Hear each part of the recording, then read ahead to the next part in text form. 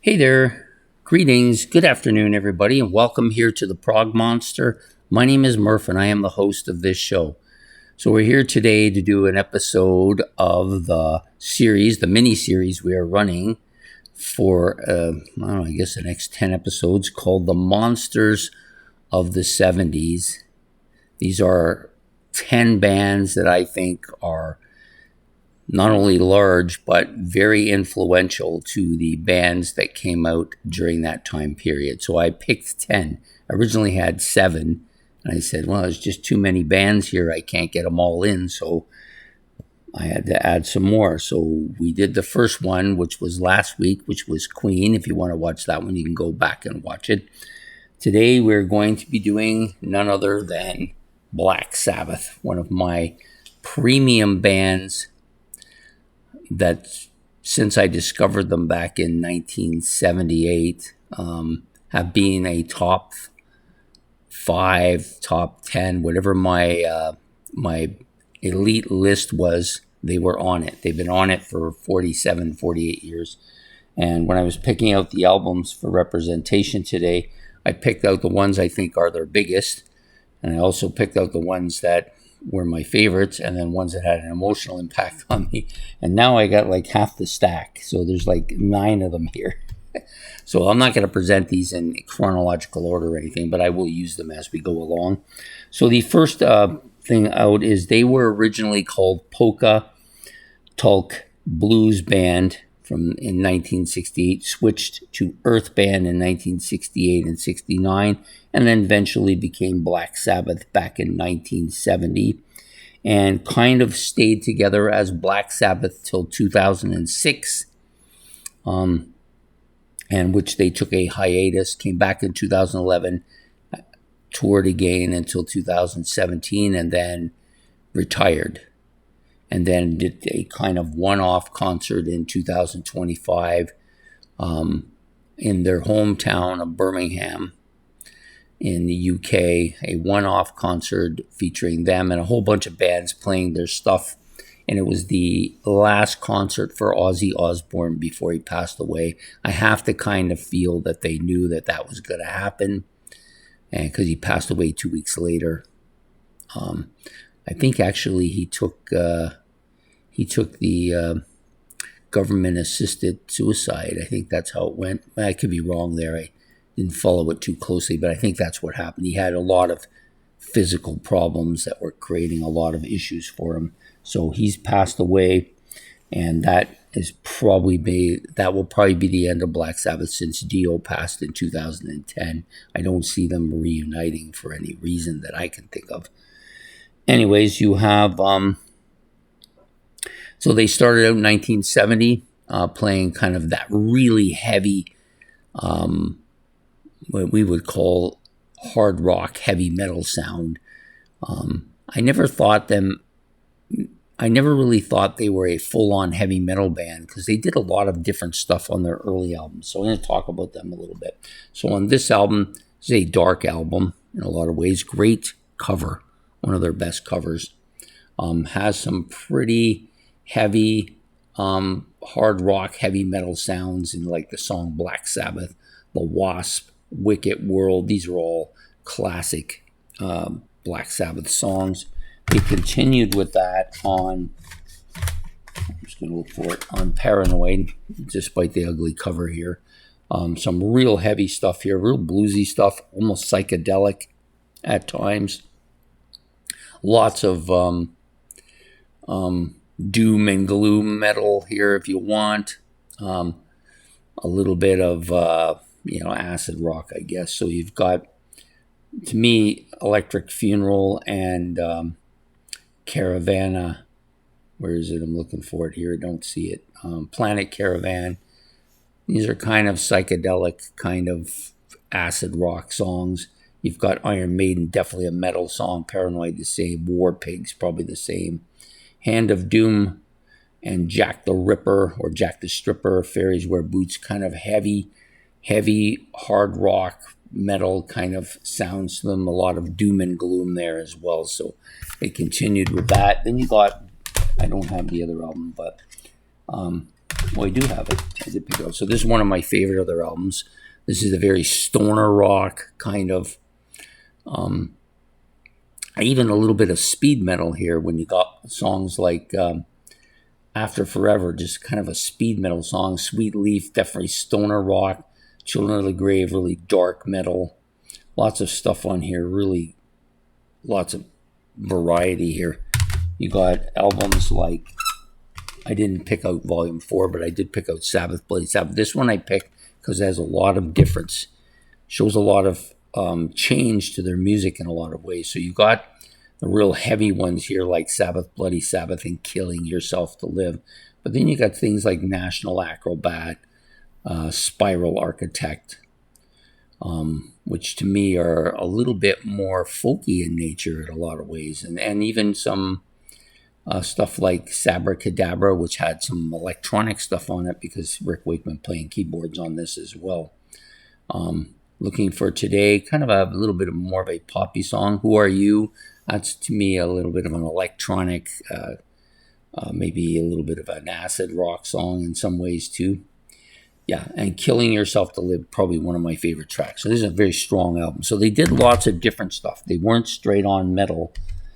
You get albums like this one, which was one of my first. This is my first Aussie era album. I got this one first because it was on sale, and I bought it. I like this quite a bit. I know some people have a problem with it. But I think it's a great album.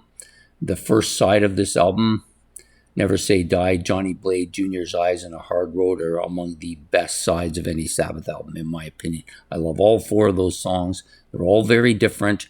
Never Say Die and A Hard Road to me are more for radio friendly, where Junior's Eyes and Johnny Blade are those deep, really deep Sabbath cuts that everybody loves. The second side is a little bit weird. Shockwave, Air Dance, Over to You, Breakout, and Swinging the Chain are all really different tracks. I think actually, if I'm wrong, is either Shockwave or Swinging the Chain. One of those was sung by Bill Ward, so a little bit different.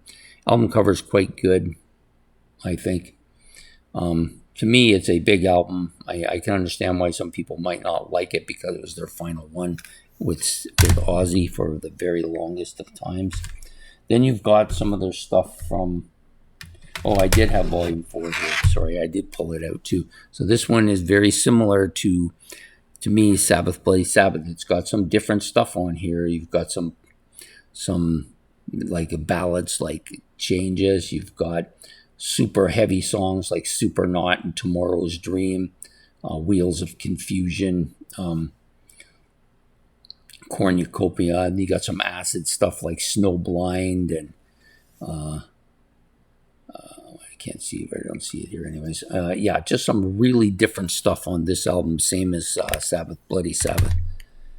And then you get more into the post Ozzy era, featuring, of course, Dio. This is my favorite Sabbath album, too. This is a very crunching metal album. This is kind of the beginnings of that, what do they call it, the new wave of British heavy metal. I don't know if this falls into that, but it definitely has a very metal sound to it. Neon Nights is a crashing song. Children of the Sea, a little bit more... mysterious, I guess, is a good word for it. Late Evil's heavy. Heaven and Hell's really heavy, more melodic sounding. Wishing Well and Die Young, very different but heavy, but faster songs as well. Definitely getting into that kind of new wave of heavy metal stuff that was going on. I don't know if you would call them that. To me, they're just full-on metal here. Then you've got Born Again, another... this is a very different album from any of their albums. You've got Ian Gillan on vocals here. Despite the fact that the album's murky, some of their best tracks here, Trashed, Disturbing the Priest, Zero the Hero, Born Again, these are all, and Digital Bitch, these are all heavy, heavy songs. This is a real heavy metal album. It's kind of a cross between Deep Purple and Black Sabbath. There are very Black Sabbath elements to it, but that Ian Gillan voice adds that Deep Purple sound to it. So, and then the final Black Sabbath album, 13, which I think is very kind of doomy, very similar to their debut album, so they went out the same way they came in. So that's it for a little bit of a history of their albums anyways. The band itself, of course, breaking up in 1978 when they were just not getting along and there was lots of drug issues and everything going on. Band split, but Iommi, Butler, and Ward came back, got themselves a new vocalist in Ronnie James Dio, and actually rebuilt their image and changed their image, but actually made themselves came back together, surprisingly. Then they broke up again because they got kind of carried away with each other. They weren't getting along again, and back comes Ian Gillan. Not a marriage I would have predicted, but it happened. And then eventually Tony Iommi was going to go solo, but the record label wanted it to be a Black Sabbath album, so they got together with Tony Martin, and the band just continued on. Some notable people there. Cozy Powell was in there in some regards as well. So really a band that's stayed frontal for very many years. They've had 19 studio albums in total. The biggest album, it's not really in doubt. I think it's probably Paranoid. It's the one that most people look to. It has all of the classic songs that are used in movies and stuff. My personal favorite album, of course, I have already said, is Heaven and Hell. Notable things for the band: they were ranked as the #1 heavy metal band on MTV. They got into the UK Hall of Fame in 2005, and then the following year in 2006 were inducted into the Rock and Roll Hall of Fame. My own personal history with them starts in '78, along with Styx, Rush, and Queen. They were the first 4 bands that kind of broke out of my Kiss shell. They broke me out, and for a couple of years it was basically them and Kiss that were in there.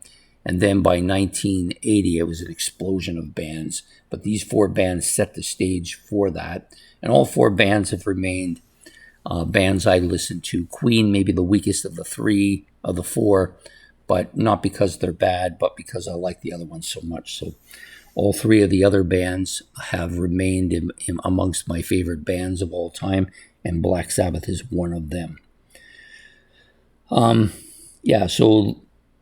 So that my history with them has always been kind of forward. There's never been a down time for them. There was a time when I didn't buy their albums, the newer albums, after 1984, which was after their Born Again album. I kind of got away from them, which was kind of late into it because a lot of bands had gone by the wayside a few years before that, but they were still kind of sticking in there.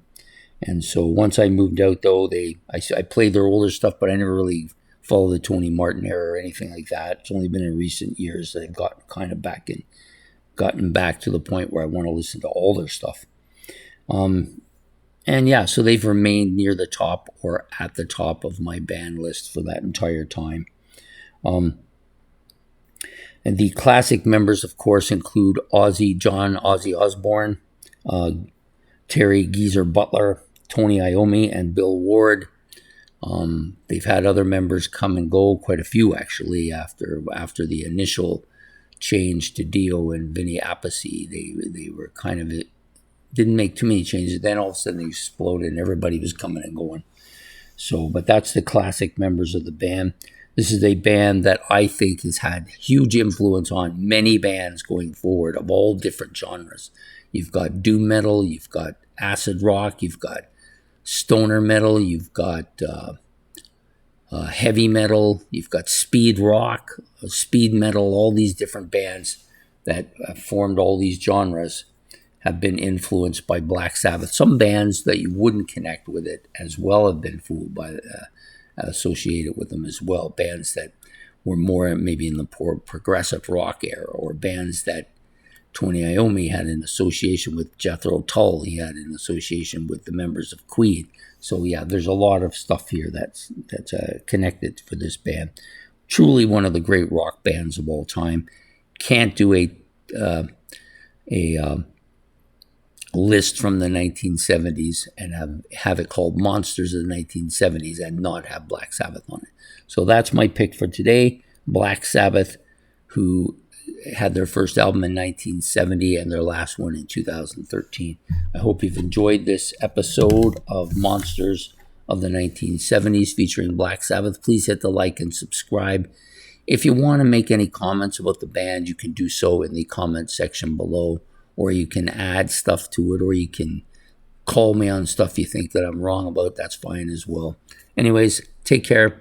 Have yourself a good evening and a good night. Goodbye here from the Prog Monster.